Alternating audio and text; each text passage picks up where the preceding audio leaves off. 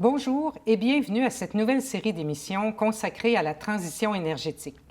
Je m'appelle Carole Neal et je suis membre du collectif Toujours Maître chez nous, Mekinac Deschenaux. Aujourd'hui, nous allons parler de la transition énergétique sous l'angle de la démocratie municipale avec Mme Rachel Feldman, qui est conseillère municipale à Saint-Zéphirin de Courval. Bonjour, Mme Feldman. Bonjour. Alors, vous êtes conseillère municipale et nous avons l'impression présentement que chaque municipalité régionale de comté, appelée MRC, veut avoir un parc éolien, parce qu'il y en a partout. Alors, pourquoi les MRC participent à l'implantation de parcs éoliens et dans certains cas, ils en sont même les promoteurs? Pour quelles raisons? Bien, la raison principale, c'est une question d'argent. Les MRC et les municipalités cherchent des nouvelles sources de financement. Il n'y en a pas beaucoup pour les municipalités. Donc, ça paraît comme une très bonne idée en principe parce qu'il y aurait des redevances associées à ces projets-là. Mais il y a quand même des choses qui se cachent derrière ces projets-là qui font que finalement, les redevances sont... Il y a beaucoup plus que juste des redevances quand on parle de projets éoliens. Bon, c'est vraiment l'attrait du financement. Oui, c'est vraiment l'attrait. Oui. Dans une MRC, donc lors du Conseil des maires, quel est le processus pour la mise en œuvre de projets éoliens? Et est-ce au Conseil des maires ou au Conseil municipal d'informer suffisamment la population concernée, selon vous? Donc, le processus habituel entourant les projets éoliens avec le Conseil des maires, c'est un processus surtout réglementaire. Donc, les MRC ont le droit de réglementer l'implantation de ces projets-là, de baliser l'implantation d'éoliennes. Elles vont adopter des règlements de contrôle intérimaire, de modifier un schéma d'aménagement, surtout pour permettre l'implantation des projets. De l'autre côté, quand on parle d'informer la population, selon moi, c'est effectivement le rôle principal des élus dans ces projets-là, ce serait d'écouter puis d'informer la population. Mais ce n'est vraiment pas le cas actuellement. On voit qu'on laisse tout ça entre les mains des promoteurs privés. Donc, on peut se questionner aussi sur la qualité de l'information qui est véhiculée à ce niveau-là. Donc, si je comprends bien, par rapport à l'expérience que vous avez, il n'y a jamais de conseil des maires ou de conseil des élus, conseil municipal, qui tiennent des séances d'information pour, effectivement, mieux informer la population. Il y en a eu des séances d'information autant de la part des promoteurs surtout. Il y a quand même eu des conseils municipaux qui ont pris les devants, qui ont voulu informer leurs citoyens, mais ce n'est pas une pratique répandue et ce n'est pas non plus une obligation pour les élus. Donc, on voit que souvent, on ne prend pas cette responsabilité en main parce qu'on n'est pas obligé de le faire en tant qu'élu. D'accord. Donc, ce n'est pas une obligation réglementaire de le faire. Oui. D'accord, je comprends mieux. Mais d'après vous, est-ce le rôle des élus, dans chacun des conseils municipaux, de bien se renseigner sur les tenants et les aboutissants d'un projet? Et est-ce que c'est le cas présentement? Donc, d'après moi, oui, c'est vraiment notre rôle premier, c'est non seulement d'informer la population, mais de s'informer nous-mêmes en tant que conseiller ou conseillère municipale. C'est même écrit dans notre code d'éthique qu'on doit exercer de la prudence quand on va chercher l'intérêt public dans tous les projets auxquels on voudrait adhérer ou dans tous les règlements qu'on voudrait adopter. Donc, c'est vraiment, ça fait partie de notre travail d'élu de convenablement s'informer pour être en mesure de prendre les bonnes décisions qui sont dans l'intérêt public. Mais selon votre expérience, est-ce que c'est le cas présentement? Non, ce n'est pas le cas du tout. On voit, je l'avais mentionné un peu tantôt, mais les promoteurs se chargent d'informer la population. Mais les promoteurs, ils veulent promouvoir leur projet. Donc, ils vont omettre certaines informations, mettre de l'emphase sur d'autres. Et les élus ont la responsabilité d'aller plus loin, d'aller au-delà de ce qu'on nous présente comme information, surtout de la part d'un promoteur du projet, pour voir comment ça affecterait non seulement la municipalité, la MRC, mais l'ensemble de la population, parce qu'on parle de transition énergétique. La transition ne s'opère pas dans une bulle, dans une municipalité, dans une MRC. C'est quelque chose qui a une portée beaucoup plus large. Donc, il faut vraiment s'informer sur les enjeux globaux de tous ces projets. Lorsque des projets d'implantation de parcs éoliens sont sur la table et qu'il n'y a pas de réglementation là, dans une MRC, il faut alors adopter un règlement de contrôle intérimaire qu'on appelle RCI dans le jargon.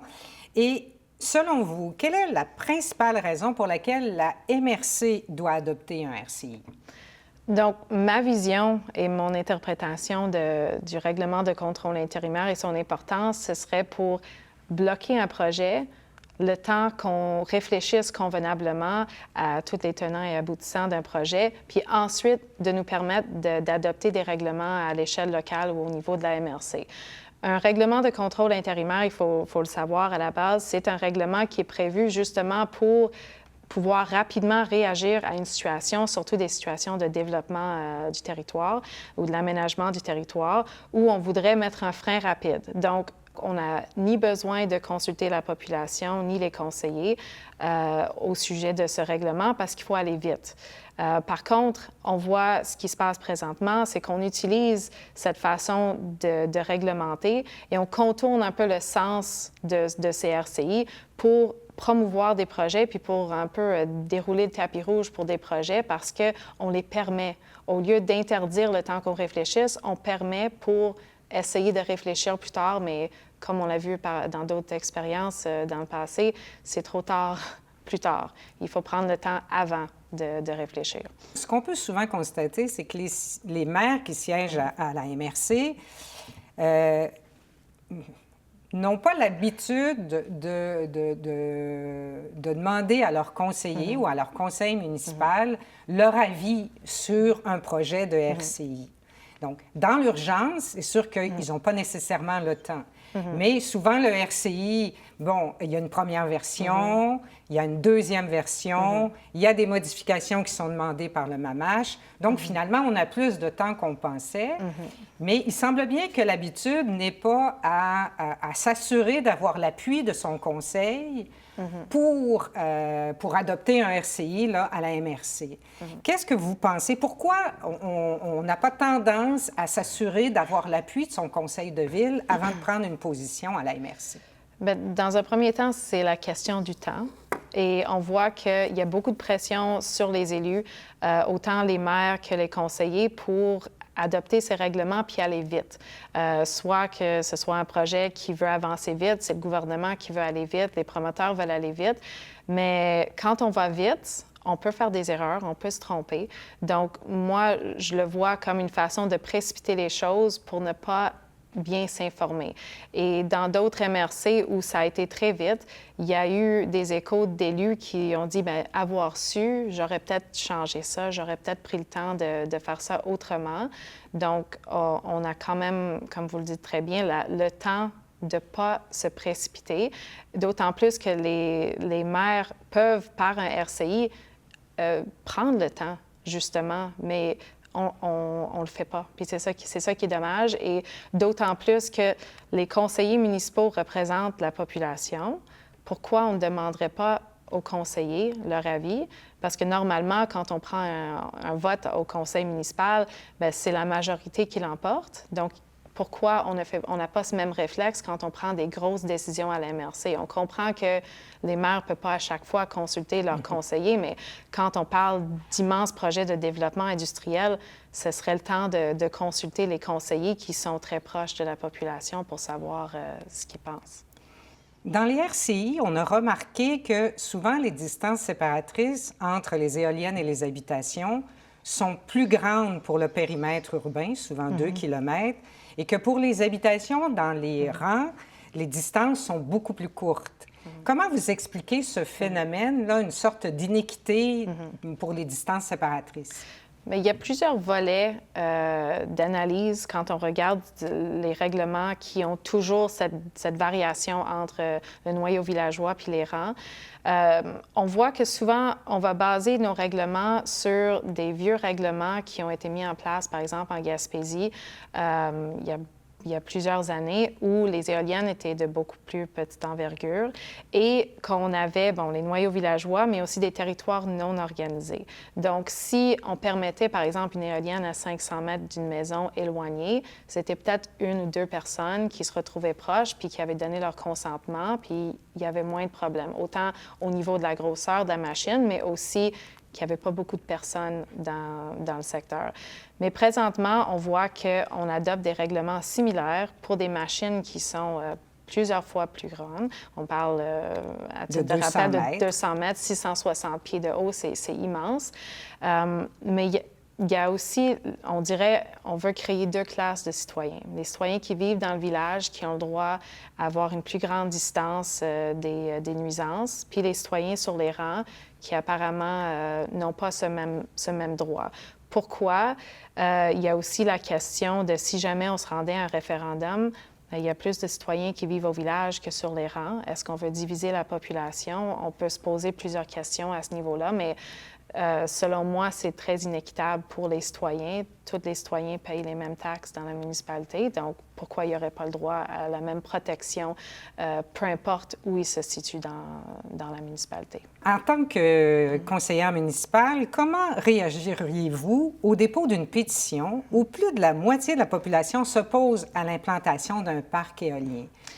Quel est le signal que ça envoie selon vous? Bien, ça m'envoie directement le signal qu'il y a quelque chose qui se passe dans la municipalité, que les citoyens désirent se faire entendre et que peut-être je n'ai pas fait mon travail d'élu de soit bien expliquer le projet ou de bien écouter la population. Donc, il faut prendre une pause puis aller à la rencontre de la population. D'abord pour les écouter, les entendre, puis comprendre toutes les raisons pourquoi ils s'opposent, voir comment qu'on peut s'entendre. Et ensuite, rendons-nous peut-être à un référendum où tout le monde pourra se prononcer de façon anonyme puis démocratique. En tant qu'élu, comment définiriez-vous l'intérêt public? Pour moi, l'intérêt public, c'est tous les projets, les règlements, les politiques qu'on pourrait adopter qui favorisent l'ensemble de la population. Donc, si on prend un exemple concret d'un projet éolien avec un promoteur privé, ça ne sert pas l'intérêt public parce que ça peut paraître intéressant, on parle de redevances, puis peut-être est-ce que ces redevances-là vont servir un intérêt public comme la réfection d'une route, la construction d'un centre communautaire.